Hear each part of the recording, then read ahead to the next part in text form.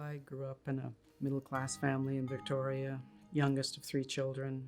I think I was inspired quietly by my father. He grew up in a very large, poor family in Yorkshire and had to go and work in the coal mines starting when he was 12.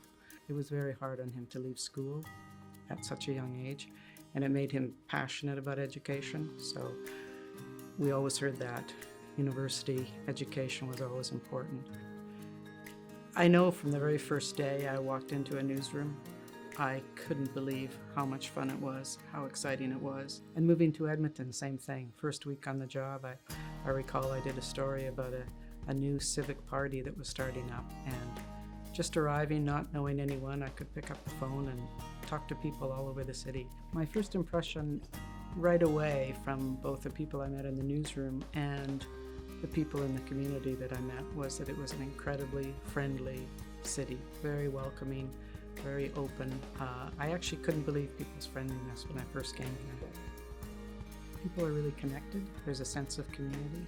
I think we're very lucky to have community leagues here. We sort of take community leagues for granted, but I don't think very many cities have them, and they really are a way for neighbors to know each other. I'm very grateful to have been part of the Edmonton Journal during what was probably its golden years. Everybody read the newspaper then. Almost everybody in the city read it, and newspapers were very prosperous.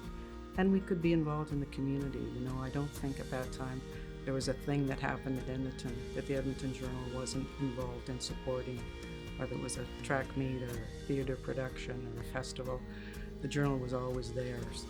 After I retired from the Journal, I didn't really have any fixed plans, but what I wanted to do was to give back to the community and volunteer, lead the task force to end homelessness. The more you give, the more you get back, the more you see the best in people. It makes you part of the world in a way that you're not when you're not volunteering and giving back.